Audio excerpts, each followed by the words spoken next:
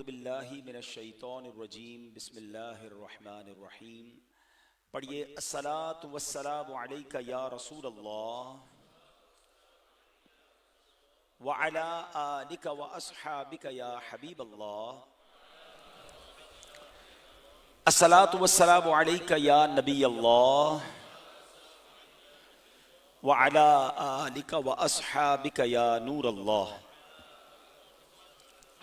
نویت سنت الاعتکاف.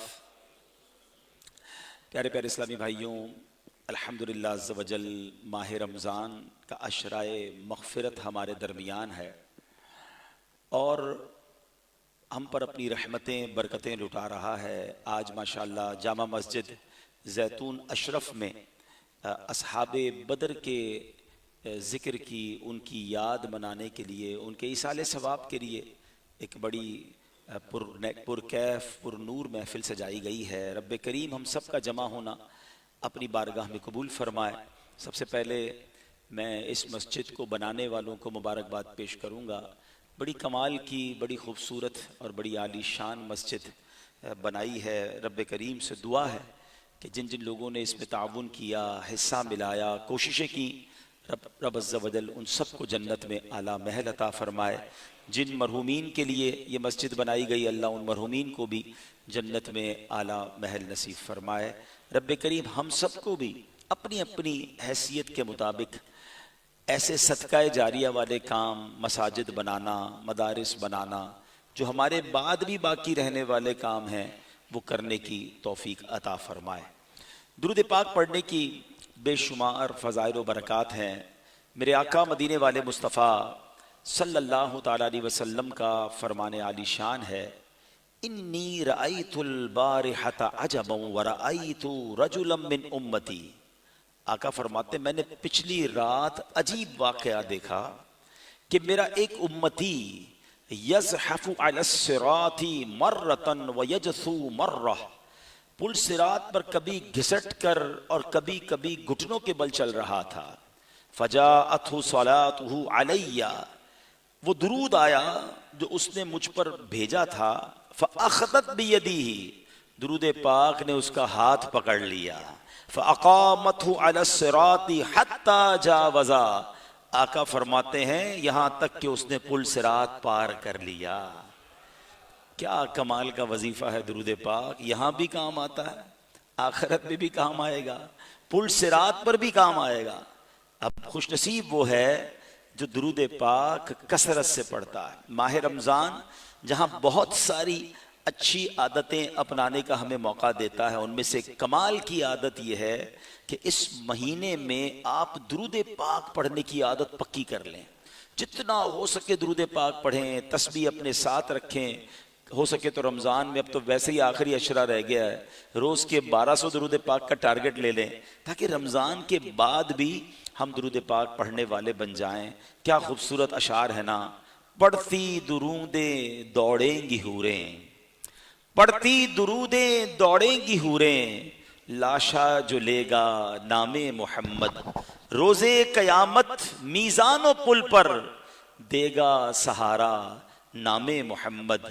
بیڑا تباہی میں آ گیا ہے، دے دے سہارا نام محمد صلی اللہ علیہ وسلم. محبت سے درود پاک پڑھ لیجئے. صلو علی الحبیب صلی اللہ تعالی علی محمد صلی اللہ علیہ وسلم. آج کا جو دن ہم نے گزارا، یہ 17 رمضان کا دن تھا، یہ یوم البدر کا دن تھا.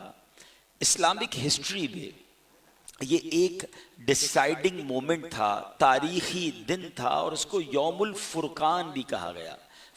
فرقان کا مطلب ہے فرق ڈال دینے والا. اس واقعے نے کفار اور مسلمانوں کے درمیان فرق ڈال دیا. اللہ اکبر. اور پھر مسلمانوں کو ایک ایسی فتح نصیب کی کہ اس واقعے سے پوری دنیا کے کفار کو یہ پیغام گیا کہ اگر مسلمان اپنے رب پر بھروسہ کرنے والے، مسلمان اگر ایمان والے ہوں تو پھر ان کو مٹانا ممکن نہیں، کیونکہ ان کے رب کی طرف سے مدد آ جاتی ہے. یعنی یہ دو واقعات ایسے ہیں، اصحاب فیل کا واقعہ اور اصحاب بدر کا واقعہ، جس نے پوری دنیا کے کفار کو جھنجھوڑ کر رکھ دیا تھا. وہ ہاتھی کا لشکر لے کر آیا تھا کعبے کو مٹانے کے لیے، اور اس کے مقابلے میں اللہ نے کوئی ہاتھی جیسا کوئی بڑا جانور نہیں بھیجا. دیکھیں نا, دنیا کا دستور ہے, ایئر فورس کا مقابلہ ایئر فورس کرتی ہے, نیوی کا مقابلہ نیوی کرتی ہے, میزائل کا مقابلہ میزائل کرتے ہیں.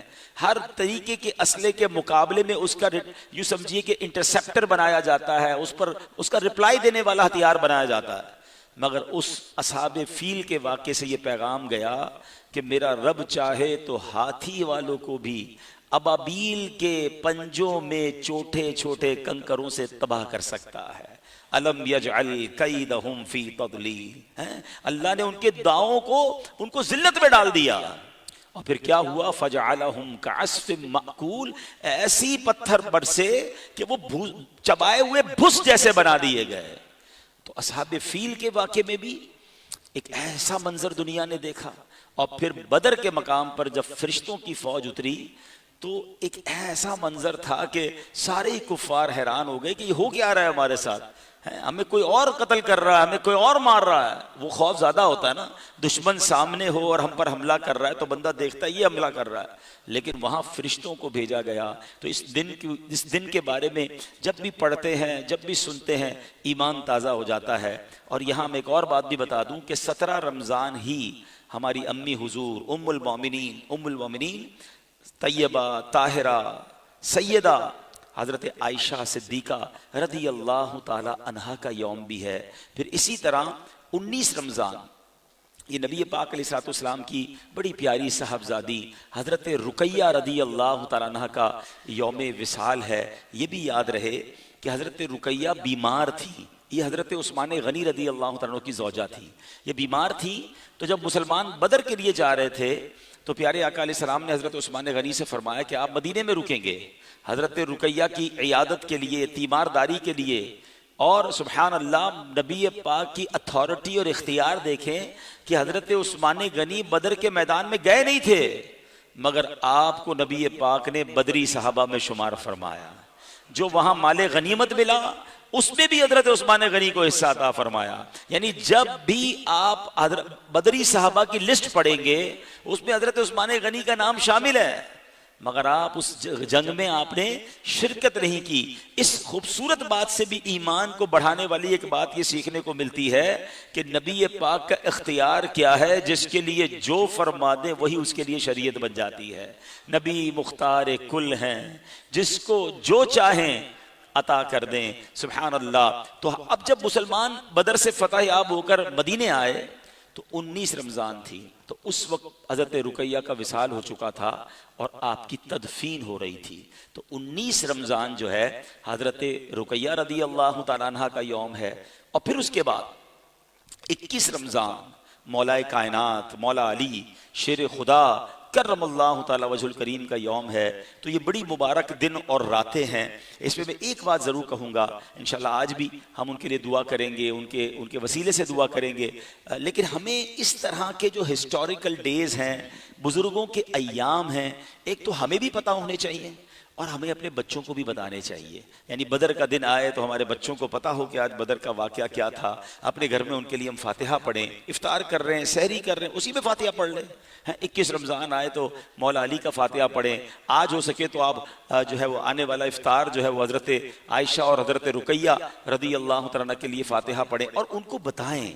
ورنہ ہو کیا رہا ہے, ہمارے بچوں کو اپنی برتھ ڈے یاد ہے, شاید امی ابو کی اینیورسری یاد ہے, مگر بزرگوں کی ڈیٹ آف برتھ اور ان کے عرس کا دن پتہ نہیں ہے.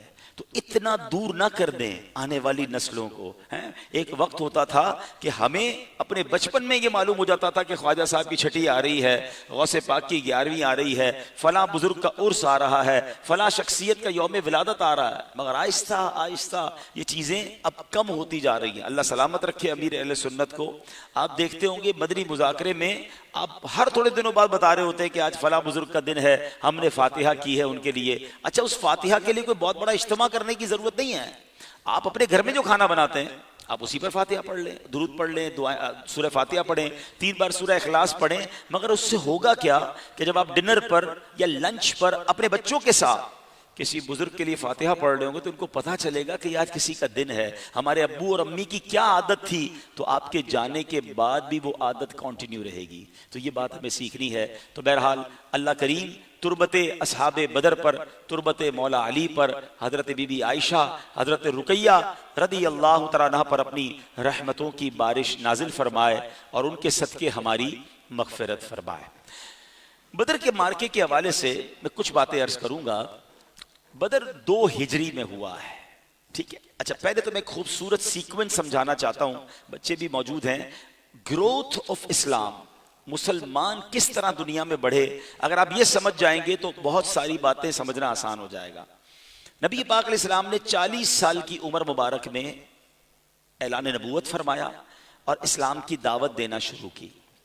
53 سال کی عمر میں نبی پاک مکے سے آپ نے مدینہ ہجرت فرمائی۔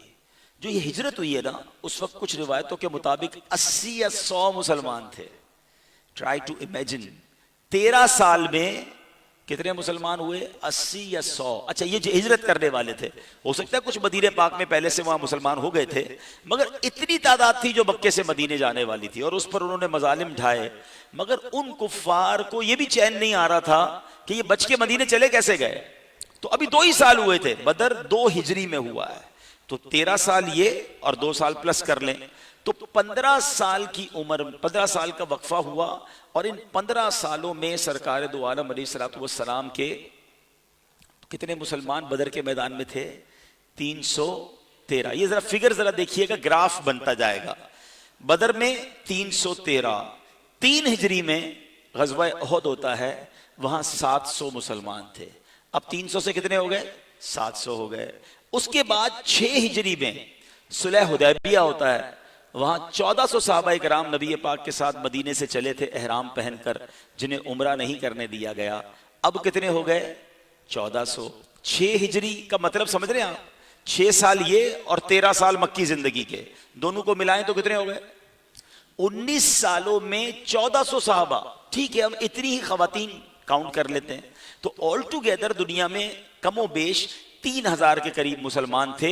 19 سال کی سٹرگل ہے، 19 سال کی دعوت ہے، ٹھیک ہے؟ اچھا، اب اس کے بعد 8 ہجری میں فتح مکہ ہوتا ہے۔ یہ ماشاءاللہ 1400 کا فکر جو ہے یہ 10,000 صحابہ کرام کا ہو جاتا ہے۔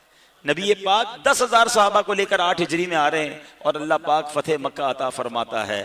لیکن اس کے بعد جو کاؤنٹنگ ہے نا، یہ امیزنگ ہے، یہ اسلام کا ٹیک آف ہے۔ یہ سمجھیے گا کہ 10,000 صحابہ لے کر نبی پاک مکے کو فتح کرتے ہیں۔ ہجری کون سی ہے؟ 8۔ یہ یاد رکھیے گا، 8 ہجری کا مطلب کیا ہوا؟ 8 + 13 کتنے سال ہو گئے؟ 21 سالوں کی کوشش کے بعد اب یہ لشکر 10,000 کا بن گیا ہے۔ مگر اس کے 2 سال کے بعد 10 ہجری میں میرے آقا حجۃ الوداع فرماتے ہیں، عرفات کے میدان میں 1,24,000 صحابہ کرام موجود ہیں۔ Look at the amazing change! یہ کیا ہو گیا؟ 10,000 تک پہنچتے پہنچتے 21 سال لگ گئے، مگر اگلے 2 سالوں میں یہ 10,000 کا فگر کہاں پہنچا؟ 1,24,000۔ اذا جاء نصر اللہ والفتح وَرَأَيْتَ النَّاسَ يَدْخُلُونَ فِي دِينِ اللَّهِ أَفْوَاجًا۔ جب فتح آنی ہے تو لوگ فوج در فوج اسلام میں داخل ہوں گے۔ اب اس پورے گراف سے بہت ساری باتیں ہم سمجھ سکتے ہیں۔ پہلے تو ہمیں خود اسلام کی ہسٹری پتا ہونی چاہیے، اور سبحان اللہ اس کے بعد اسلام نے مڑ کے پیچھے نہیں دیکھا، اس کے بعد یہ ترقی ہوتی گئی ہے، اور آج دنیا کا کون سا کونا ہے، بلکہ آج کہا جاتا ہے the most growing religion on earth، دنیا میں جو سب سے بڑا تیزی سے پھیلنے والا مذہب ہے وہ اسلام ہے۔ اللہ کی رحمت سے 200 کروڑ سے زیادہ مسلمان اس دنیا میں ہیں، سبحان اللہ۔ اور ایک اور بات سمجھنی ہے، جو تھوڑا سا دنیا میں ٹریول کرتے ہیں یا دیگر مذاہب کے بارے میں جانتے ہیں، ایک تو اسلام کی تعداد بڑھ رہی ہے، مسلمانوں کی تعداد بڑھ رہی ہے، مگر پہلے نمبر پر اسلام ایک اور وجہ سے بھی ہے، the most practicing religion on earth، یعنی سب سے زیادہ جس ریلیجن کو پریکٹس کیا جاتا ہے، عبادت کی جاتی ہے، اس مذہب کے اندر لوگ انوالو ہوتے ہیں، وہ آج بھی اسلام ہے۔ اب ذرا اس کی ایک اور خوبصورتی سمجھیے گا، ایمان تازہ ہو جائے گا۔ شریعت کے احکام کتنے پیارے ہیں۔ میں بہت سارے ملکوں میں گیا ہوں، بلکہ اگر دعوت اسلامی کی بھی آپ کارکردگی دیکھیں تو کئی ملکوں میں چرچز خرید کر، مندر خرید کر، غیر مسلموں کی عبادت گاہیں خرید کر مسجدیں بن رہی ہیں، ٹھیک ہے؟ اور یہ ماشاءاللہ آپ کو ہر جگہ سے خبریں ملیں گی۔ دنیا میں ایک مسجد آپ کو بکتے ہوئے نہیں ملے گی، یہ کبھی بک بھی نہیں سکتی ہے. اس کی ایک بڑی مین وجہ بتاتا ہوں, آج شاید بہت ساروں کو سمجھ آ جائے گا. جب ہم مسجد بناتے ہیں تو ہم کیا کہتے ہیں, یہ پلاٹ کیا کرتے ہیں, وقف اللہ. کیا کہتے ہیں, وقف ہو گیا. وقف کا مطلب کیا ہوتا ہے, آپ کا پلاٹ ہے, آپ نے وقف کیا, آپ کی ملکیت سے نکل کر یہ اللہ کی ملک میں چلا گیا. جب کسی چیز کا مالک ہی اللہ ہے تو سیل کون کر سکتا ہے؟ مالک تو سیل نہیں کر سکتا, مالک کے علاوہ تو سیل نہیں ہو سکتی نا. تو مسجد کا شرعی رول یہ ہے کہ جس زمین کے ٹکڑے کو مسجد قرار دے دیا جائے وہ ساتوں آسمان تک اور ساتوں زمین تک مسجد ہو جاتا ہے, قیامت تک اسے کوئی بدل نہیں سکتا. تو اسلام واحد مذہب ہے جس کی عبادت گاہ تبدیل نہیں ہو سکتی, نمبر 1. نمبر 2, یہ چرچ بکتے کیوں ہیں, یہ غیر مسلموں کی عبادت گاہیں بک کیوں رہی ہیں؟ کوئی تو وجہ ہوگی نا. وجہ یہ ہے کہ ان لوگوں نے اپنی عبادت گاہ میں آنا ہی چھوڑ دیا ہے. وہ خالی پڑی ہیں, وہ ویران ہیں, ان کے خرچے ہیں. میں ایک بار یورپ میں کہیں تھا تو لوگ باہر کھڑے ہو کر پمفلیٹ بانٹ رہے ہیں اور اس پمفلیٹ پہ میوزیکل شو لکھا ہے, مگر وہ میوزیکل شو چرچ کے اندر ہے. وہ کہتے ہیں اسی بہانے چرچ آ جاؤ. کوئی نہیں آ رہا. مگر سبحان اللہ, بے شک ہم گناہگار ہیں. ہمارے کئی مسلمان ایسے ہیں جن کو نہیں ایسا ہونا چاہیے, جو سارا سال نماز نہیں پڑھتے, مگر سال میں جب رمضان آتا ہے تو سارے مسلمان مسجدوں کا رخ کرتے ہیں. ہر جمعے کو مسجدیں ہماری فل ہو جاتی ہیں, عید کی نمازوں میں مسجدیں ہماری فل ہو جاتی ہیں. اللہ اکبر, جب حج آتا ہے تو سبحان اللہ لاکھوں لوگ مکے مدینے جا کر ایک بار پھر کنیکٹ ہو جاتے ہیں. اب تو سبحان اللہ کہا جاتا ہے کہ رمضان نہیں, پورا سال ہی حرمین طیبین میں سیزن لگا ہوا ہے. ہر وقت لاکھوں مسلمان, بلکہ بتایا گیا رمضان میں 1 کروڑ کے قریب لوگوں نے ماشاءاللہ مکے مدینے کا سفر کیا ہے. تو پریکٹسنگ کی بات کی جائے, عبادت کی بات کی جائے, اپنے مذہب سے جڑے ہوئے ہونے کی بات کی جائے, اللہ کا قرب حاصل کرنے کی بات کی جائے, تو آج بھی اسلام ہی وہ مذہب ہے کہ سبحان اللہ وہ اپنے رب کی طرف بلا لیتا ہے, بندے جڑ جاتے ہیں. اور اگر پھر آپ عاشقان رسول کے ساتھ اٹھتے بیٹھتے ہیں تو پھر تو اور بہت ساری راتیں آ جاتی ہیں. شب برات میں عبادت ہو رہی ہے, شب معراج میں عبادت ہو رہی ہے, 12 ربیع الاول آتا ہے تو مسلمان مسجدوں کا اور عبادت کا اور سبحان اللہ درود و سلام کا رخ کر رہے ہوتے ہیں. تو سبحان اللہ ہر 1-2 مہینے کے بعد کوئی ایسا ایونٹ ہے کہ جو دور چلا بھی گیا ہے وہ واپس آ جاتا ہے, وہ اللہ کے قریب ہو جاتا ہے. تو سبحان اللہ یہ میرے اور آپ کے دین کی خوبصورتی ہے. تو سبحان اللہ, اب میں اس ریزن کی طرف آتا ہوں کہ 10,000 صحابہ کرام فتح مکہ میں اور اگلے 2 سال بعد 1,24,000. تو علماء فرماتے ہیں اس میں جہاں بہت ساری قربانیاں ہیں وہاں جو نبی پاک نے فتح مکہ میں معافی عطا فرمائی نا, فتح مکہ بھی رمضان میں ہی ہوا ہے. ویسے بائی دا وے آپ کو سمجھا دوں, یعنی آج ہم بدر کے ساتھ ساتھ سبحان اللہ فتح مکہ کو بھی ذکر کر لیتے ہیں. تو فتح مکہ بھی رمضان میں ہوا, اور ہوا یہ تھا کہ نبی پاک علیہ الصلوۃ والسلام نے 10,000 صحابہ کو لے کر جب مکے پہنچے نا تو کفار تو سرنڈر ہو گئے, ان پر اللہ نے ایسا خوف طاری کر دیا, مکہ کانکر ہو گیا, فتح ہو گیا. اب وہ سارے لوگ سامنے کھڑے تھے اور انہیں یہ خوف تھا آج ہمارے سر اڑا دیے جائیں گے, آج ہمارے ٹکڑے ٹکڑے کر دیے جائیں گے. مگر اللہ اکبر, میرے آقا نے سب کو معافی عطا فرما دی. بلکہ یہ معافی ایسی تھی کہ ان لوگوں نے صحابہ کرام کی پراپرٹی پر قبضہ کر لیا تھا. صحابہ کرام تو جب مکے سے مدینے گئے تھے تو ایمٹی ہینڈڈ گئے تھے, تو ان کی پراپرٹی پر, مال پر بھی قبضہ کر لیا تھا. تو صحابہ نے سوچا ہوگا کہ آج مکہ فتح ہوا ہے, ہماری زمینیں, ہمارے مکان ہمیں واپس ملیں گے. پیارے آقا علیہ السلام نے یہ بھی اعلان فرمایا کہ صحابہ سے کہ جس نے تمہارے مال پر قبضہ کیا ہے وہ بھی اسے معاف کر دو. یہ کیسی معافی تھی, مگر اس کا نتیجہ کیا نکلا؟ وہ لوگ زارو کتار رونے لگے کہ ہم نے اتنا ظلم کیا, اتنا ستایا, ان کے رشتہ داروں کو شہید کیا, مگر آج موقع تھا بدلہ لینے کا تو انہوں نے ہم سب کو معاف کر دیا. سارے سردار کلمہ پڑھ کر مسلمان ہو گئے, سردار مسلمان ہوئے, ان کی قوم مسلمان ہونا شروع ہو گئی, اور اس ایک معافی نے پورا سینیریو بدل دیا. اور پھر اسلام 8 ہجری جہاں 10,000 صحابہ ہیں, اور عرفات کے میدان میں 10 ہجری میں 1,24,000 صحابہ ہیں. یہ دشمنیاں پالنا چھوڑ دیجئے. آج لوگ, ہم دیکھیں نا, کسی کے ساتھ دشمنی رکھتے ہیں نا, ہم اس کے ساتھ اگر بدلہ لیں گے, اب اس کے بچے آپ سے بدلہ لیں گے, ہیں, یہ بدلے کی آگ جلتی رہے گی. لیکن اگر آپ ایک اسٹیج پہ آ کر کسی کو معاف کر دیں گے نا, وہ آپ کا دوست بن جائے گا, آنے والی نسلیں بھی دوست بن جائیں گی. تو دین کا کام کرنا ہے, خاندان کے معاملات دیکھنا ہے, کاروباری معاملات دیکھنا ہے. دشمنیاں, ریونج, بدلے, یہ میرا اور آپ کا اسلام نہیں سکھاتا ہے. ٹھیک ہے, اچھا اب ہم آتے ہیں دوبارہ غزوہ بدر پر. غزوہ بدر کی جو امیزنگ بات ہے نا وہ یہ ہے کہ اس میں تعداد مسلمانوں کی میں نے آپ کو کیا بتایا کتنی تھی؟ 313. اور سامنے کفار کا جو لشکر تھا نا وہ 1000 لوگ تھے. اچھا وہ 1000 بھی ویل ایکوپڈ تھے. اگر آج کے زمانے میں جنگ کی باتیں ہو رہی ہیں تو لوگ اعداد و شمار چیک کر رہے ہیں, اس ملک کے پاس کتنے جہاز ہیں, اس کے پاس کتنے ہیں, اچھا اس کے پاس میزائل کتنے ہیں, اس کے پاس بحری جہاز کتنے ہیں. دنیا کی جنگیں جناب اعداد و شمار پر لڑی جا رہی ہیں, مگر وہ جنگ بالکل آؤٹ آف بیلنس تھی. 1000 کا لشکر ہے, ان کے پاس گھوڑے بھی ہیں, اونٹ بھی ہیں, کھانے پینے کا سامان بھی ہے, بلٹ پروف جیکٹ جس کو زرہیں کہا جاتا وہ سب تھا. اور مسلمانوں کے پاس کیا تھا؟ شاعر کہتے ہیں تھے ان کے پاس 2 گھوڑے 6 زرہیں 8 شمشیریں. 2 گھوڑے تھے, 8 تلواریں ہیں, 6 زرہیں ہیں, 6 جنگی لباس ہیں. لشکر 313 کا ہے. تھے ان کے پاس 2 گھوڑے 6 زرہیں 8 شمشیریں. بدلنے آئے تھے یہ لوگ دنیا بھر کی تقدیریں. یہ نہ تیغ و تیر پر تکیا, نہ خنجر پر نہ بھالے پر, بھروسہ تھا تو ایک سادی سی پیاری چادر والے پر. یہ لشکر دنیا بھر سے انوکھا تھا, نرالا تھا, کہ اس لشکر کا افسر مصطفیٰ لولاک والا تھا. بس ان کو اللہ پر بھروسہ تھا, اللہ کے رسول پہ بھروسہ تھا. نبی پاک نے ان سے مشورہ بھی کیا کہ کیا کہتے ہو, ہم نے جا کر لڑنا چاہیے بدر کے میدان میں؟ تو صحابہ نے کہا حضور مکہ آپ کے لیے چھوڑا, گھر آپ کے لیے چھوڑا, اب آپ یہ کیوں ہم سے مشورہ کر رہے ہیں؟ آپ جو بولیں ہم جان دینے کے لیے تیار ہیں. ہم وہ لوگ نہیں جنہوں نے حضرت موسیٰ کو کہا تھا کہ تم اور تمہارا رب جا کے لڑو. حضور آپ فرمائیں تو ہم سمندر میں کودنے کے لیے تیار ہیں. یہ وہ بلیف تھا, یہ وہ یقین تھا, یہ وہ نبی پاک کی اطاعت تھی کہ اس کے بعد لنس بھی ہے, پانی بھی نہیں ہے, وضو بھی کرنا ہے, اور جناب جو ہے وہ جانوروں نے بھی پانی پینا ہے, مسلمانوں نے بھی پانی پینا ہے. اب یہ ان بیلنس شروع سے ہی ہو گیا معاملہ.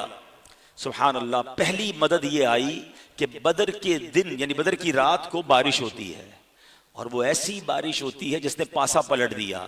ان کی زمین کیچڑ والی ہو گئی اور مسلمانوں کی جو ریتیلی زمین تھی نا وہ پلین ہو گئی. صحابہ نے پوٹس بنا لیے, پانی بھی بھر لیا, جس سے جانوروں کو بھی پانی مل گیا, صحابہ کو بھی پانی مل گیا. پہلی اللہ نے مدد یہ فرمائی.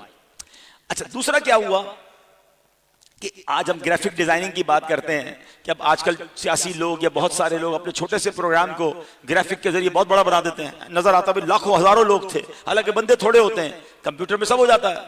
1450 سال پہلے اللہ کریم نے اپنی قدرت کا نظارہ یہ دکھایا کہ ان 313 صحابہ کو وہ 1000 کفار کم نظر آتے تھے, اور ان کفار کو صحابہ کرام زیادہ نظر آنے لگے.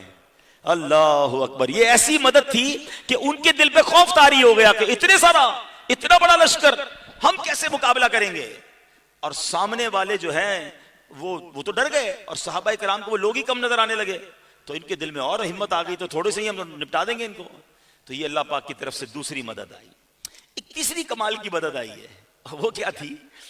دنیا میں کیا ہوتا ہے کہ کہا جاتا ہے, اب تک فینومینا ہے کہ whenever you want to do something important, try to take power nap before that. یعنی آپ کوئی اہم کام کرنے جانا چاہ رہے تو تھوڑی دیر کی نیند لے لیں, اگر موقع ہے تو 20 منٹس 30 منٹس کی پاور نیپ لے لیں, آپ اس کے لیے فریش ہو جائیں گے, آپ تگڑے ہو جائیں گے. کچھ لوگ ابھی بھی مغرب کے بعد تھوڑی دیر آرام کرتے ہیں, پھر تراویح پڑھنے آتے ہیں تو فریش ہو جاتے ہیں, کہتے ہیں ہمیں ذرا اور انرجی مل جاتی ہے. ٹھیک ہے, اچھی قیلولہ ویسے بھی دوپہر کو سنت ہے. لیکن اب مجھے بتائیں کہ جنگ کا میدان ہو, سامنے دشمن کھڑا ہو, کس کو نیند آتی ہے؟ مگر اللہ کی شان دیکھے, کچھ دیر کے لیے تمام صحابہ پر نیند طاری کر دی گئی. ایک ایسی روحانی پاور نیپ عطا کی گئی کہ وہ سارے کے سارے اللہ اکبر سو گئے. سامنے دشمن ہیں اور یہ سارے سو جاتے ہیں. اور ہوا کیا کہ اس کے بعد تھوڑی دیر بعد سب کی آنکھ کھل گئی, مگر اس کے بعد ہوا یہ کہ وہ اتنے انرجیٹک ہو گئے, ریفریش ہو گئے, اور دشمن سے لڑنے کے لیے تیار ہو گئے. یہ 3 غیبی امداد تو پہلے ہی آ گئی.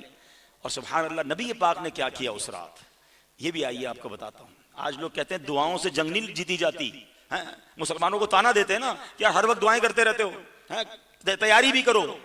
سب سے پہلے رب کو راضی کرنے کی تیاری کریں. دنیا بھر کا سامان ہونا اور اللہ نے بربادی لکھی ہے تو برباد ہونا مقدر ہو جائے گا. سامان تھوڑا, اسلحہ تھوڑا, فوج تھوڑی, لیکن اگر رب کی رحمت ساتھ ہوئی تو کتنا ہی بڑا دشمن کیوں نہ ہو جائے، ناکامی اس کی ہونی ہے، فتح اسلام کی ہونی ہے۔ نبی پاک نے کیا کیا؟ سب بدر کی رات پیارے آقا دعائیں، سارے صحابہ کو کہا فرمایا آرام کرو، اور خود دعاؤں میں مصروف ہو گئے۔ ساری رات گریہ وزاری ہے، ساری رات دعائیں ہیں، ساری رات اللہ کو پکار رہے ہیں، اور وہ تاریخی الفاظ نبی پاک نے جو فرمایا نا، وہ آج بھی پڑھے نا تھوڑے بندے کو جھرجھری آ جاتی ہے، رونگٹے کھڑے ہوتے ہیں، گوز بمز آتے ہیں کہ یا اللہ اگر آج یہ مارے گئے پھر دنیا میں تیرا کوئی نام لینے والا نہیں ہوگا۔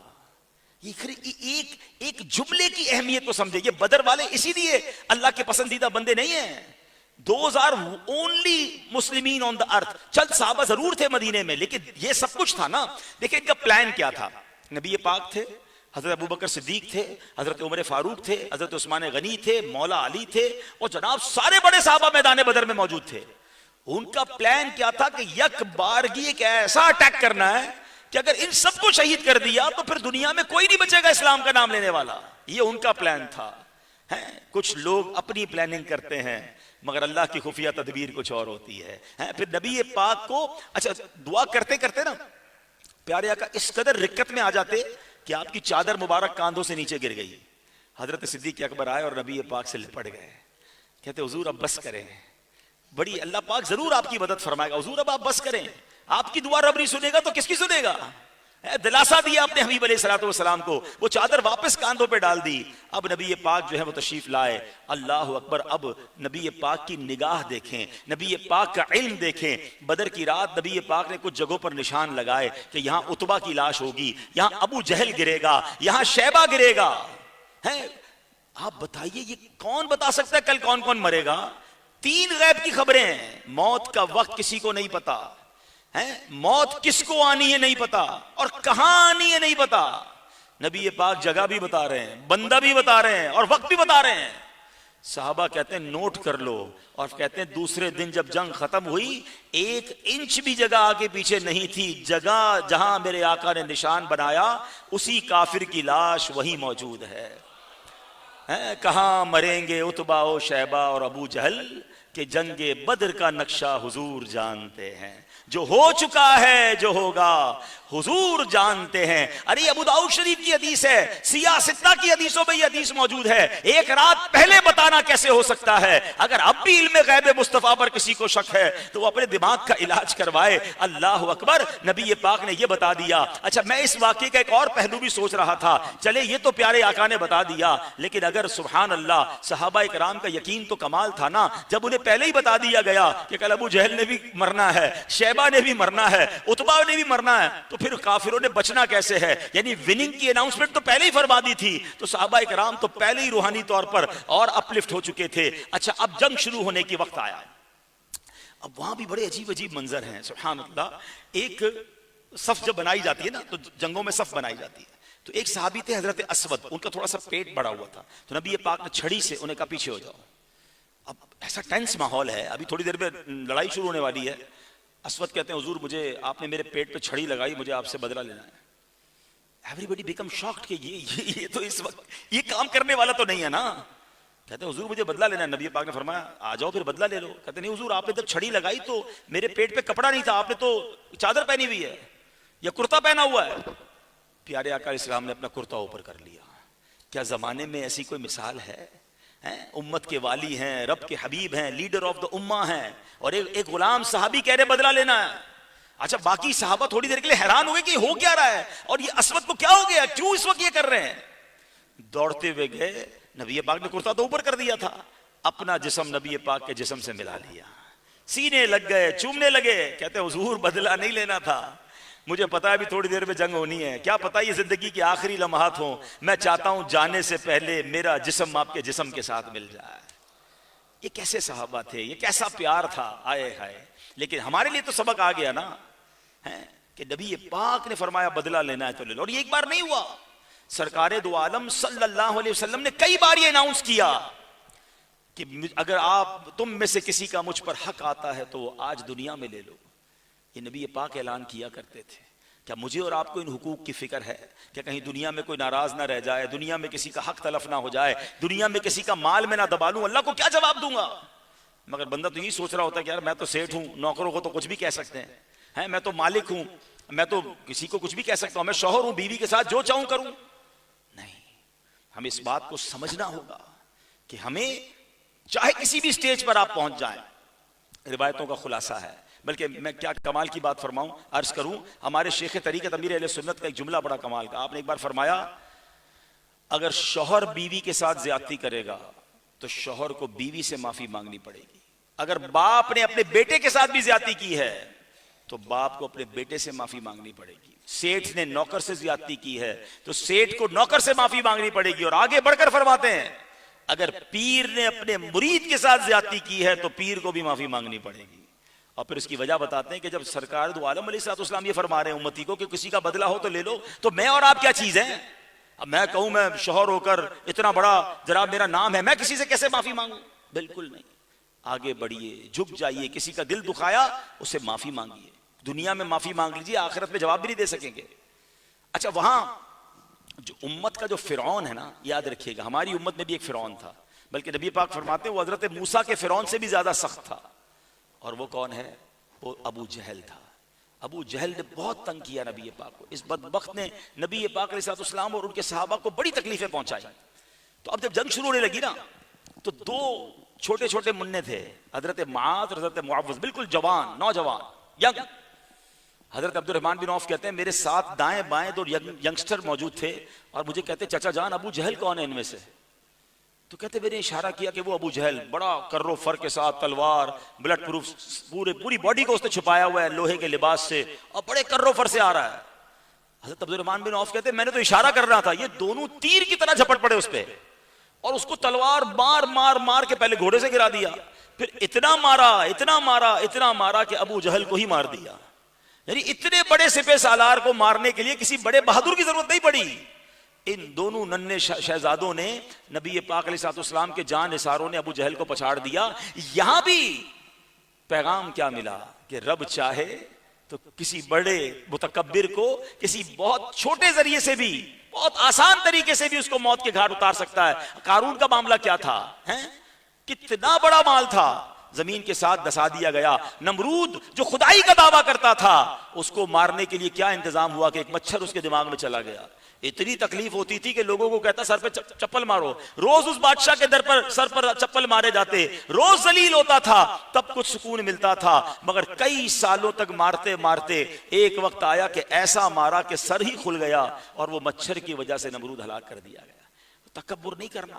مگر یہ بدبخت ابو جہل کتنا بڑا، میں نے کہا سب سے بڑا اس امت کا فرعون، اور حضرت موسیٰ علیہ السلام کے فرعون سے بھی بڑا تھا.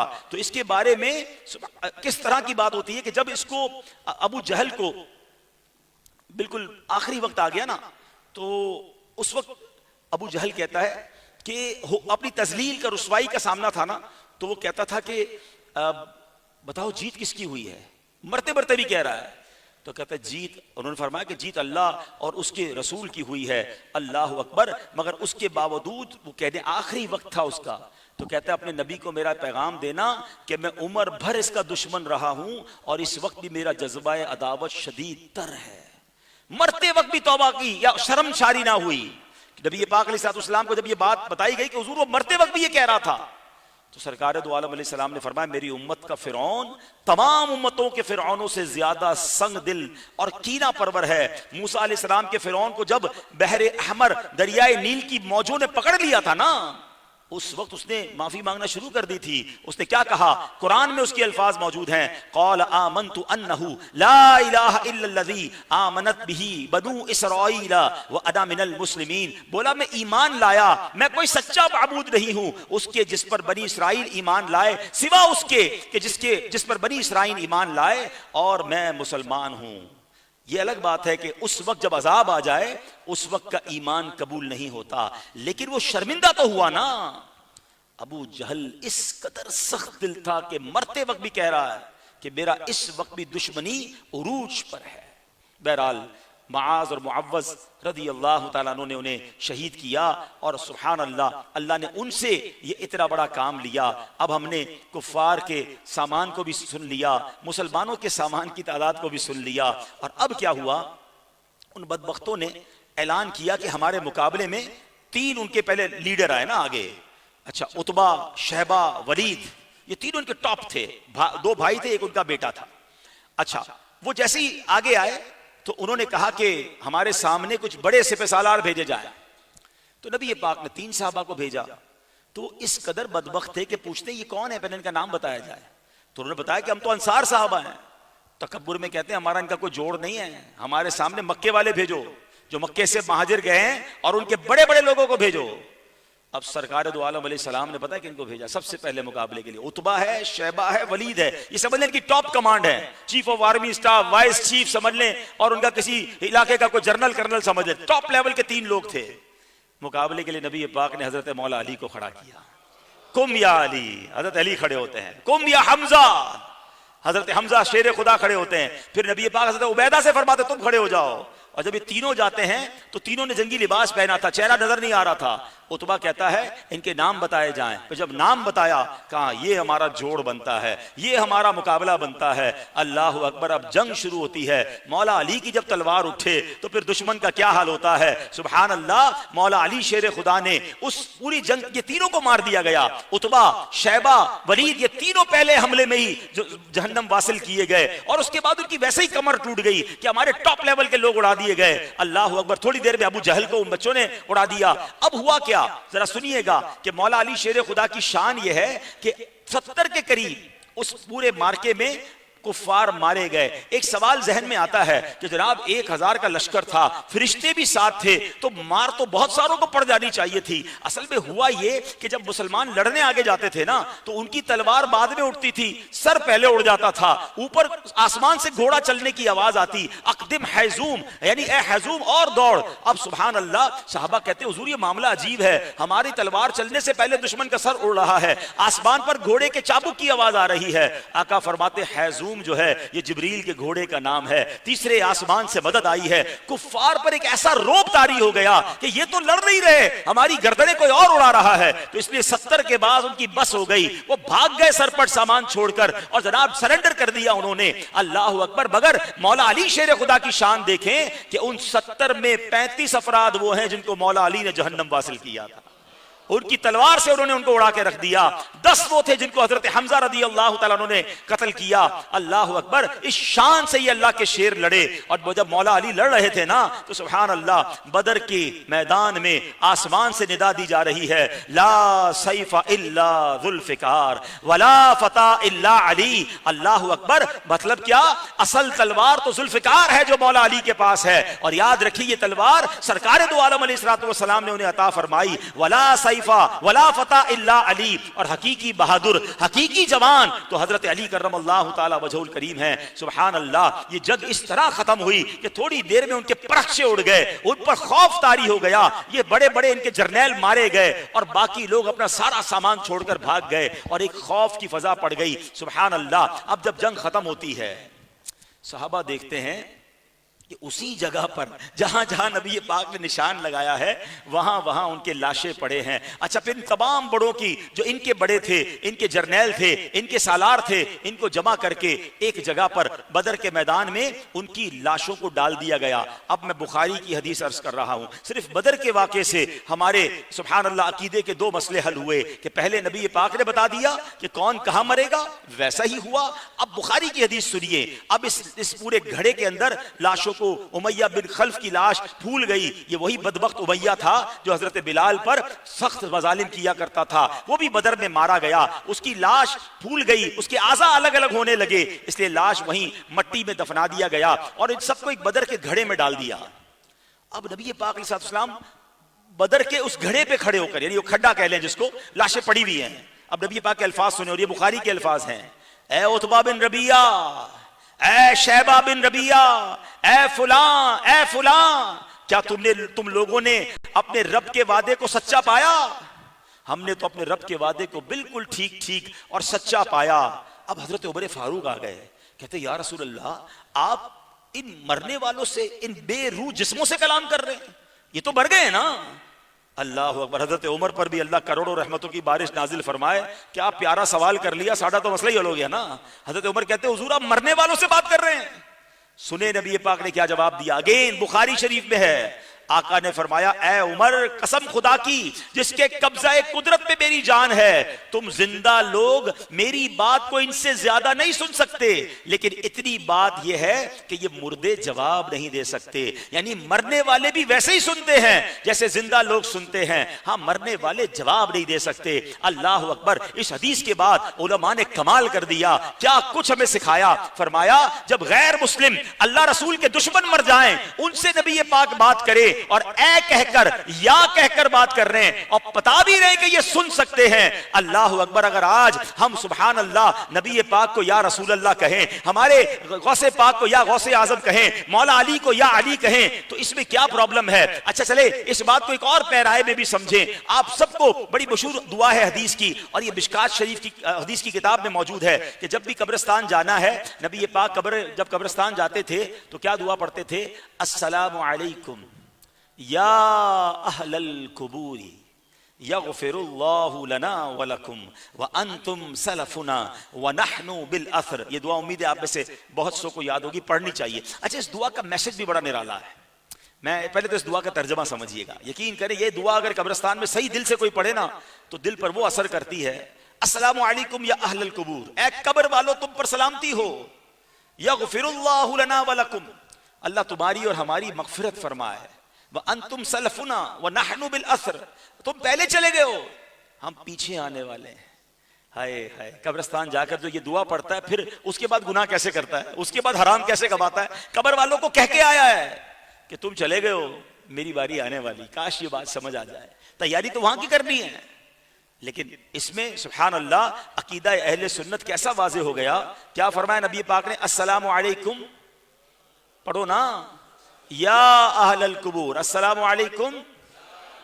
قبرستان میں تو نمازی کی قبر بھی ہے، غیر نمازی کی بھی ہے، نیک کی بھی ہے، گناہگار کی بھی ہے، پورے قبرستان والوں کو یا اہل القبور کہنا نبی پاک کا طریقہ ہے۔ اور میں اگر کسی مزار پر جا کر یا داتا حضور کہتا ہوں تو نہ جانے کیوں لوگوں کے پیٹ میں درد ہو جاتا ہے۔ تو یہ تو حدیثوں سے ثابت ہے بھائی، کسی کو اللہ سمجھ کر تھوڑی پکار رہے ہیں، کسی کو معبود سمجھ کر تو نہیں پکار رہے، لیکن مردوں کو پکارنا یا ان سے اس طرح کوئی بات کرنا اس میں تو کوئی حرج نہیں، وہ سنتے ہیں۔ تو کفار سے نبی یہ پاک گفتگو کر رہے ہیں اور یہاں تو ہم سبحان اللہ اللہ کے پیاروں سے بات کر رہے ہیں۔ تو مجھے امید ہے کہ یہ جس کے دل میں بھی اگر کبھی کبھی وسوسہ آ جاتا ہے، ہماری مسجدوں میں یا اللہ یا رسول اللہ لکھا ہوتا ہے تو بعض لوگوں کو پتہ نہیں کیوں پرابلم شروع ہو جاتی ہے، تو یہ تو الحمدللہ قرآن و حدیث سے آج ہم نے سن لیا۔ بہرحال یہ پورا واقعہ، میں نے کہا نا بدر کا واقعہ تو اتنا بڑا ہے، میں اس کی ہائی لائٹس اور اس کا میسج ہمیں ملنا چاہیے۔ اب سوال یہ ہے کہ جناب آج بھی تو مسلمان پریشان ہیں، آج بھی تو مسلمان تکلیف میں ہیں، آج مدد کیوں نہیں آ رہی ہے؟ آج بھی بم گر رہے ہیں، آج بھی تکلیفیں ہیں، آج بھی ٹینشن ہے، کفار بٹانے کے در پہ ہیں۔ جی یہ سوال بڑا ویلڈ ہے۔ پہلے تو ہمارا ایمان یہ ہے کہ جس رب نے بدر کے دن 5000 فرشتوں کو بھیجا وہ رب آج بھی وہی ہے۔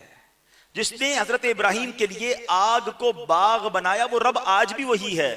جس نے حضرت موسیٰ کے ساتھیوں کے لیے، حضرت موسیٰ کے لیے دریائے نیل سے راستے نکالے، میرا مالک آج بھی وہی ہے۔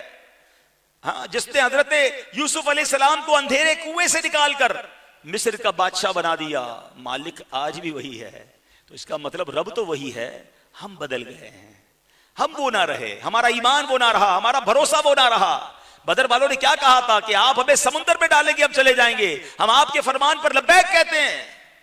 مگر آج اللہ پر کتنا بھروسہ ہے؟ شاعر مشرق کہتے ہیں نا، فضائے بدر پیدا کر فرشتے تیری نصرت کو، یعنی وہ بدر والا ماحول آج بھی پیدا کر لینا، وہ ایمان، وہ یقین، وہ اللہ پر بھروسہ۔ فضائے بدر پیدا کر فرشتے تیری نصرت کو، اتر سکتے ہیں گردوں سے کتار اندر کتار، اب بھی آج بھی فرشتے مدد کو اتریں گے، بس جو ریکوائرمنٹ ہے وہ فضائے بدر پیدا کرنی ہے، وہ اللہ پر بھروسے کی فضا پیدا کرنی ہے، وہ یقین پیدا کرنا۔ اب بہت بڑی آگ لگی ہو، ہمارے سامنے مشکلات کی آگ لگی ہو، وہ آگ آج بھی باغ بن سکتی ہے۔ ایک اور بات انہوں نے لکھی نا، کہتے ہیں اگر آج بھی ہو ابراہیم سا ایمان پیدا، only one condition is required، ایمان کا لیول وہ ہو، اگر آج بھی ہو ابراہیم سا ایمان پیدا، آگ کر سکتی ہے انداز گلستان پیدا۔ آج بھی آگ باغ بن سکتی ہے، اللہ تو وہی ہے نا، قدرت تو اس کی وہی ہے۔ ہمارے دل میں وہ ایمان نہیں, ہمیں رب پر بھروسہ نہیں, ہم اللہ کو ناراض کرنے والے کاموں میں لگے, ہماری نمازیں قضا ہو رہی ہیں, ہمارا حرام روزی والا معاملہ, ہمارے اعمال دیکھے ہم, پھر کہتے ہیں مدد نہیں آتی. ہم ایک کام کر لیں, ہم اللہ والے ہو جائیں, اللہ پر بھروسہ کرنے والے بن جائیں, اللہ کے رسول سے محبت کرنے والے بن جائیں. آؤ اس رمضان میں اپنے آپ سے یہ وعدہ کریں کہ میں نے انشاءاللہ اب بدر والوں کے نقش قدم پر چلنا ہے. دنیا پر بھروسہ نہیں, اللہ پر بھروسہ, جس کا لیول یہ. حضرت ابراہیم کا بھروسہ کیسا تھا؟ فرشتے آئے تھے, کہتے ہیں آپ کہیں تو ابھی پانی سے آگ بجھا دیتے ہیں, ہوا سے آگ بجھا دیتے ہیں. آپ نے کہا مجھے تمہاری مدد کی ضرورت نہیں ہے, اللہ دیکھ رہا ہے. آخر میں جب بالکل آگ میں تھرو کرنے کا ٹائم آ گیا نا, تو حضرت جبریل آئے, کہتے ہیں آپ ہم سے مدد نہیں مانگ رہے, اللہ سے تو مانگ لیں. کیا کمال کا جواب دیتے ہیں, کہتے ہیں رب دیکھ رہا ہے نا, اللہ دیکھ رہا ہے نا, اس نے بچانا ہوگا تو بچا لے گا, اور اگر راضی ہے وہ کہ میں جل جاؤں تو میں جلنے کے لیے تیار ہوں. ہائے ہائے, آج میں آپ کو ایک بڑی کمال کی وجہ سے بات بتاؤں, اگر آپ پک کر لیں جو میں کہنا چاہ رہا ہوں. ایک کچھ لوگ جو ہوتے ہیں نا, ہم میں سے اکثر ہم لوگ کون ہیں, ہم سارے کون ہیں, ہم اللہ سے کہتے ہیں اللہ اس حال میں رکھ جس حال میں میں راضی ہوں. پتہ ہے کیسے؟ ہم کہتے ہیں اللہ کاروبار ٹھیک ہو جائے, صحت ٹھیک ہو جائے, پلاٹ مل جائے, بچہ امتحان میں پاس ہو جائے, بیٹا نہیں ہے بیٹا دے دے, اللہ اس ملک کا ویزا دے دے. ہم اللہ سے کیا مانگ رہے ہیں؟ جو مجھے چاہیے. دوسرے لفظوں میں اللہ سے کیا کہہ رہے ہیں؟ اے اللہ اس حال میں رکھ دے جس حال میں میں راضی. جو اللہ والے ہوتے ہیں نا, اللہ سے عرض کرتے ہیں اللہ اس حال میں رکھ جس حال میں تو راضی. فرق تھوڑا سا ہی ہے, مگر یہ کمال کا فرق ہے. مثال دیتا ہوں, آپ کا ایک بیٹا ہو, آپ کو کہ ابو موبائل چاہیے, لیپ ٹاپ چاہیے, ابو موٹر سائیکل چاہیے, پرانی ہو گئی گاڑی چاہیے, ابو فلاں ملک میں جانا ہے, ڈیمانڈز ڈیمانڈز ڈیمانڈز. دو بیٹے ہوں, دوسرا بیٹا, آپ کا بیٹا تجھے کیا چاہیے؟ بولے مجھے کچھ نہیں چاہیے, جو آپ دیں گے میں اس پہ راضی ہوں. سچ بتاؤ دونوں میں سے کس بیٹے پہ پیار آئے گا؟ یار یہ اتنی ڈیمانڈیں کر رہا ہے اور یہ کچھ بھی نہیں کہتا, کہتا جو ابو دیں گے میں راضی, نہیں دیں گے تب بھی راضی. کس پہ زیادہ پیار آئے گا؟ اچھا جو یہ کہے کہ مجھے کچھ نہیں چاہیے, اس کو آپ کچھ بھی نہیں دیں گے, آپ اس کو زیادہ دیں گے, اس سے زیادہ پیار کریں گے کہ یار یہ کچھ مانگتا ہی نہیں ہے, کہتا ہے جو دے بس میں راضی ہوں, آپ کی رضا چاہیے, آپ راضی رہنا ابو جی, مجھے کچھ بھی نہیں چاہیے, آپ جو دیں گے میں اس پہ خوش ہوں, نہیں دیں گے تب بھی خوش ہوں. Simple logic. ایک بار اللہ سے کہہ کے تو دیکھو نا کہ اللہ مجھے اس حال میں رکھ جس میں تو راضی ہے, اور اگر تو میرے دکھ میں راضی ہے تو میں بھی دکھ میں راضی ہوں. اگر تو میری تکلیف میں راضی ہے مالک, میں اس میں بھی راضی ہوں. شکوہ نہیں کرنا. پھر اگر یہ سٹیپ اٹھانا ہے نا تو پھر ہمت کرو اور ایک بار اللہ سے پکی عرض کر کے دیکھو, اے مالک اس حال میں مت رکھ جس میں میں راضی, میرے مولا مجھے اس میں رکھ جس میں تو راضی ہے. اس میں امتحان بھی آئے گا, اس میں چیک بھی کیا جائے گا, اس میں آزمایا بھی جائے گا, مگر جب بندہ اس امتحان سے نکلتا ہے نا پھر اس پر غیب کے در کھلتے ہیں, پھر رحمت کے دروازے کھلتے ہیں, سکون نازل ہوتا ہے, پھر غیبی مدد آتی ہے. ہماری تو ڈیمانڈ ہی ختم نہیں ہوتی اللہ سے, اور ڈیمانڈ پوری نہ ہو تو کمپلین شروع ہو جاتی ہے. ایسے کیسے اللہ سے دوستی ہوگی؟ اپنا کنیکشن تو اللہ سے بہتر کر لینا. اور آج آخر میں دو تین اور اعمال بتا دیتا ہوں کہ اللہ مدد کیسے فرماتا ہے. اللہ کی مدد چاہیے اگر آج مسلمانوں کو, اگر آج اللہ تبارک و تعالیٰ سے سبحان اللہ اپنے مسائل کے حل کی مدد چاہیے, تو اینڈ میں آپ کو دو تین کام بتا دیتا ہوں. سبحان اللہ. پہلے تو یاد رکھیں, پہلی مدد کا طریقہ کیا ہے کہ اللہ نے خود فرمایا وَقَانَ حَقًّا عَلَيْنَا نَصْرٌ مِّنَ الْمُؤْمِنِينَ. مسلمانوں کی مدد کرنا ہمارے ذمہ کرم پر ہے, اللہ نے وعدہ کیا ہوا ہے. لیکن کس کی؟ مسلمانوں کی, جو ایمان میں پکے یقین والے ہیں, ان کی مدد کرنا ہمارے ذمہ کرم پر ہے. ہمارا پرابلم یہی ہے, ہمیں سب پر بھروسہ ہے, میرے رب پہ بھروسہ نہیں ہے. جس دن اللہ پر بھروسہ ہو گیا نا پھر دیکھیں لیول کیا ہو جائے گا, پھر کام کیسے سیدھے ہو جائیں گے. زندگی کا ایک اصول بنا لیں. کیا خوبصورت حدیث ہے.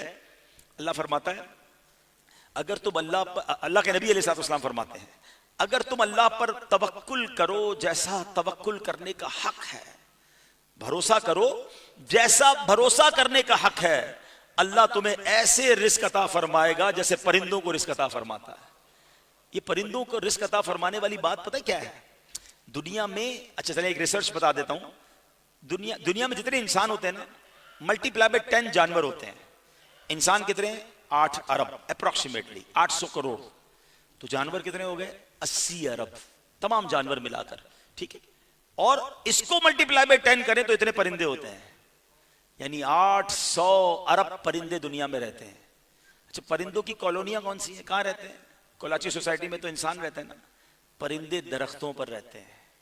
ہم درخت کاٹتے ہیں, ہم پودے دور کر رہے ہیں. آپ دیکھیں جب میں چھوٹا تھا یا میری عمر کے لوگ ہیں ان سے پوچھیں, ہم نے بچپن میں اپنے گھر کے باہر کوئل کی آواز بھی سنی ہے, طوطوں کو بھی دیکھا, مینا بھی دیکھی, اور جناب سبحان اللہ تتلیاں بھی دیکھی. یہ نئی جنریشن کو دیکھنے کے لیے چڑیا گھر جانا پڑتا ہے, ان کو تو کراچی میں نظر ہی نہیں آتی. کیوں نہیں آتی؟ ہم نے پودے ہی کاٹ دیے, درخت ہی کاٹ دیے, ان بیچارے پرندوں کو اپنے آپ سے دور کر دیا. یہ زمین اللہ نے ان کے لیے بھی بنائی ہے, ہم نے قبضہ کیا ہوا ہے. جدھر جائیں درخت کاٹ رہے ہیں, درخت لگائیں, یہ پھر آئیں گے, یہ ان کا گھر ہے. بہرحال 800 ارب پرندے صبح نکلتے ہیں. ایک پرندے کے گھونسلے میں بھی کبھی آپ نے کوئی کبڈ نہیں دیکھی ہوگی چھوٹی سی, اس نے بنا کے رکھی ہو کہ 3 دن کا چارہ سائڈ پہ کر لو, 3 دن کے دانے سائڈ پہ کر لو, 3 دن کھاتا رہوں گا. کچھ نہیں ہے اس کے گھونسلے میں. 800 ارب پرندے صبح بھوکے نکلتے ہیں, شام جب گھونسلے میں آتے ہیں اللہ سب کو روزی دے چکا ہوتا ہے. جو رب 800 ارب پرندوں کو روزی دے سکتا ہے, مجھے تو اشرف المخلوقات بنایا, مجھے روزی کیسے نہیں دے گا؟ بھروسہ نہیں ہے. نہیں یار, فریج بھرا ہونا چاہیے. آج کل تو لوگ اور بھر رہے ہوں گے, جنگ والے معاملات ہو رہے ہیں, تھوڑے پیسے بھی گھر میں رکھو. اچھا ٹینشن ہی ختم نہیں ہو رہی, اتنا کچھ ہے پھر بھی لگتا ہے پتہ نہیں کیا ہوگا, اگلے مہینے کیا ہوگا, 4 مہینے بعد کیا ہوگا, اگلے سال کیا ہوگا, 2026 بڑا خطرناک ہے. او اللہ کے بندو, اللہ پر بھروسہ کیوں نہیں کر رہے؟ اللہ نے پیدا کیا ہے, اس نے رزق کا وعدہ کیا ہے, خود فرما رہا ہے قرآن میں ایمان والوں کی مدد کرنا بھی ہمارے ذمہ کرم پر ہے. ایمان والے تو بنے نا.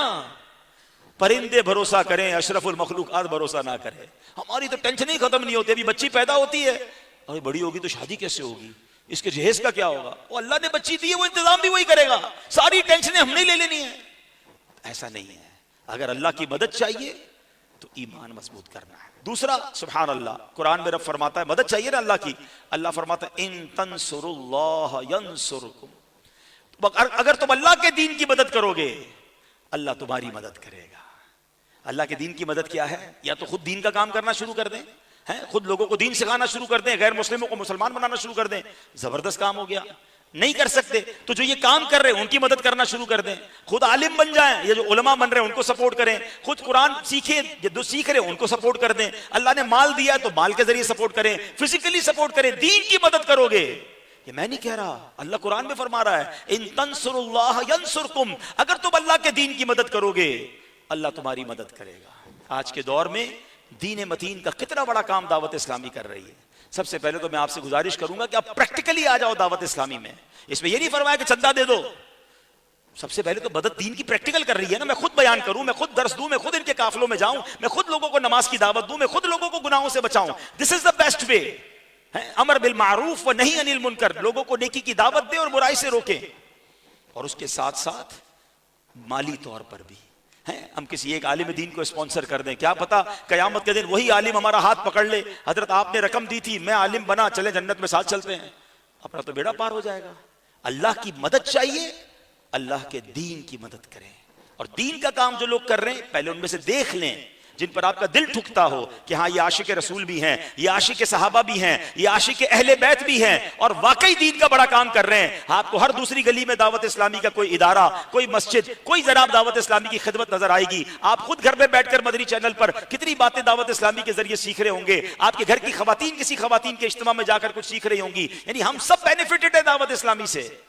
تو اتنا کچھ ہماری آنکھوں کے سامنے ہے تو ہمیں پھر دعوت اسلامی کے دست و بازو بننا چاہیے. آگے چلیں, پھر ایک اور بڑا پیارا انداز حدیث پاک میں بتا دیا گیا, واللہ فی عون العبد ما کان العبد فی عون اخیہ. فرمایا جب تک بندہ اپنے مسلمان بھائی کی مدد کرتا رہتا ہے اللہ پاک اس کی مدد فرماتا رہتا ہے. بیوٹیفل وے ہے. آپ کو لگتا ہے نا یار میں کسی مشکل میں ہوں, دیکھیں ایک بات یاد رکھیں, ہم میں سے ہر کوئی کسی نہ کسی پریشانی میں ہوگا. کوئی قرضے میں ہوگا, کسی کے روزگار کا مسئلہ, کسی کا فیملی کا مسئلہ, کسی کے کنٹینر پھنسے ہوئے ہیں. ابھی میرے کل ایک بھائی سے ملاقات ہوئی, کیسے کیسے لوگوں کے مسئلے ہیں, مطلب واقعی ہمیں پتہ ہی نہیں کہ لوگ کتنی بڑی تکلیف میں آ گئے ہیں اس ایک آدھ ہفتے کے اندر. وہ بیچارے کہہ رہے تھے میرے 100 کنٹینر اس وقت سمندر میں ہیں اور میرا سامان آنے والا ہے, اور تقریباً بیٹھے بٹھائے فریٹ میں یا کہ نئے چارجز کے طور پر $2,500 پر کنٹینر پہ بڑھا دیے. کہہ رہے مجھے $2.5 سے $3 لاکھ کا نقصان جو بیٹھے بٹھائے ہو گیا.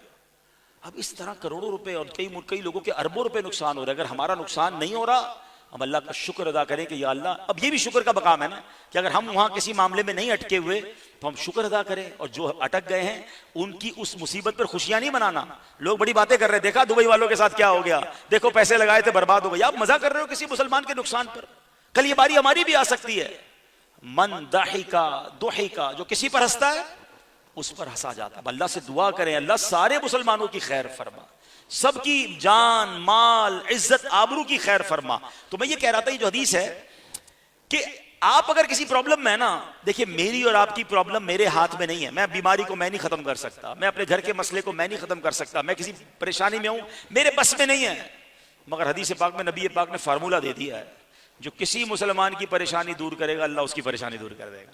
تو اپنی پرابلم کو رکھو سائیڈ پہ, دیکھو آس پاس کون مصیبت میں ہے, یار کسی کا کوئی چھوٹا مسئلہ بھی حل کر دوں گا, یہ نکل جائے گا اس مصیبت سے, میرے نبی نے وعدہ فرمایا اللہ میری مصیبت حل کر دے گا, کسی کی دعا لگے گی ہمارا بیڑا پار ہو جائے گا.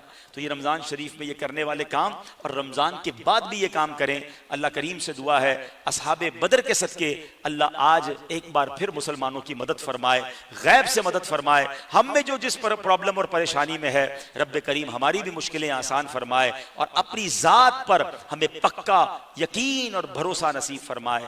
آمین بجاہ النبی الامین وما علینا الا البلاغ المبین. صلو علی الحبیب. الحمدللہ رب العالمین والصلاة والسلام علی خاتم النبیین. اللہم ربنا تقبل منا انک انت السمیع العلیم وتب علینا یا مولانا انک انت التواب الرحیم. وافوض امری الی اللہ ان اللہ بصیر بالعباد. اے رب کریم ہم سب کا جمع ہونا اپنی بارگاہ میں قبول فرما, ہم سب کے تمام صغیرہ کبیرہ گناہوں کو معاف فرما, ہماری ہمارے ماں باپ کی نبی پاک علیہ السلام کی ساری امت کی بخشش فرما. اے اللہ ہمیں نیک بنا دے, پرہیزگار بنا دے, والدین کا فرما بردار اور سچا عاشق رسول بنا دے. اے اللہ جتنے ہاتھ اٹھے ہیں تو سب کے نام بھی جانتا ہے, کام بھی جانتا ہے. اے اللہ سب کی مشکلیں آسان کر دے, سب کی پریشانیاں دور کر دے. آج کی اس محفل کا, بیان کا, نعت خوانی کا, لنگر کا ثواب سرکار دو عالم علیہ الصلوۃ والسلام کی بارگاہ میں پیش کرتے ہیں, قبول فرما. نبی پاک کے وسیلہ جلیلہ سے تمام انبیاء کرام, تمام صحابہ کرام, بالخصوص ازواج مطہرات, شہدائے کربلا, شہدائے بدر, شہدائے احد, اور بالخصوص حضرت عائشہ صدیقہ رضی اللہ تعالی عنہا, حضرت رقیہ رضی اللہ تعالی عنہا, حضرت مولا علی شیر خدا کرم اللہ تعالی وجہ الکریم کی بارگاہ میں پیش کرتے ہیں, قبول فرما. اے کریم اے کریم تمام اولیاء کامرین بالخصوص پیران پیر شیخ عبد القادر جیلانی رحمۃ اللہ تعالی علیہ کی بارگاہ میں پیش کرتے ہیں, قبول فرما. تمام مسلمین تمام مسلمات, بالخصوص ہم میں سے جن کے والدین دنیا سے چلے گئے, اور بالخصوص ہمارے امجد بھائی, افضل بھائی اور سلمان بھائی کے والدین جن کے نام پر یہ زیتون اشرف مسجد بنائی گئی, اللہ ان کی ارواح کو بھی اس کا ثواب پیش کرتے ہیں, قبول فرما. اے کریم مولا ہم سب کی حاضری کو قبول فرما, آج کی رات کی برکتیں نصیب فرما. اے پروردگار عشرہ مغفرت ہے, رمضان کی راتیں ہیں, مغفرت کی راتیں ہیں, ہماری مغفرت فرما دے, ہمارے ماں باپ کو بخش دے, ہمارے بھائی بہنوں اور گھر والوں کی بھی مغفرت فرما دے. اے کریم اے پروردگار عالم اسلام کے لیے خیر فرما دے, یہ جنگیں رک جائیں میرے مولا, سب کی جان مال عزت آبرو آل اور اولاد دین اور ایمان کی حفاظت فرما. ان تمام جنگوں میں جس کا جو نقصان ہوا اللہ ان مسلمانوں کو اس کا بہترین نعم البدل عطا فرما. جو کفار مسلمانوں کو مٹانے کے در پہ ہیں اے پروردگار ان سب کو نیست و نابود فرما دے. ربنا تقبل منا انک انت السمیع العلیم وتب علینا یا مولانا انک انت التواب الرحیم. وافوض امری الی اللہ ان اللہ بصیر بالعباد. لا الہ الا انت سبحانک انی کنت من الظالمین. ببرکۃ ان اللہ وملائکتہ یصلون علی النبی یا ایھا الذین آمنوا صلوا علیہ وسلموا تسلیما. صلی اللہ علی النبی الامی وآلہ صلی اللہ علیہ وسلم. صلاۃ وسلاما علیک یا سیدی یا رسول اللہ. جب دم واپسی ہو یا اللہ, سامنے ہو روضہ رسول اللہ, اور لب پہ ہو لا الہ الا اللہ محمد الرسول اللہ صلی اللہ علیہ وسلم. ادب و شوق کے ساتھ صلاۃ والسلام کے لیے کھڑے ہو جائیں.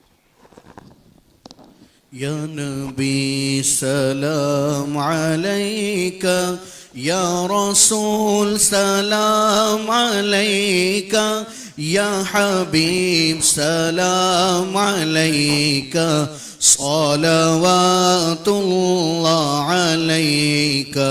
مصطفیٰ خیر الورا ہو, سرور ہر دو سرا ہو, اپنے اچھوں کا تصدق ہم بدوں کو بھی نباہو. حق درود تم پہ بھیجے تم مدام مسکو سرا ہو کیوں رضا مشکل سے ڈریے جب نبی مشکل کشا ہو یا حبیبی یا رسول اللہ یا نبی سلام علیکہ یا رسول سلام علیکہ یا حبیب سلام علیکہ صلوات اللہ علیکہ. الحمدللہ رب العالمین والصلاة والسلام علی خاتم النبیین. اللہم ربنا تقبل منا انکا انت السمیع العلیم وتب علینا یا مولانا انکا انت التواب الرحیم. اے رب کریم، اے سلامتی نازل کرنے والے مولا، ہم سب پر صلاۃ و سلام کی برکت سے سلامتی کا نزول فرما. آج یہاں صلاۃ و سلام پڑھنا نصیب کیا، جلد گنبد خضرا کی چھاؤں میں کھڑے ہو کر ہم سب کو صلاۃ و سلام پڑھنا نصیب فرما. جب دم واپسی ہو یا اللہ، سامنے ہو روضہ رسول اللہ اور لب پہ ہو لا الہ الا اللہ محمد الرسول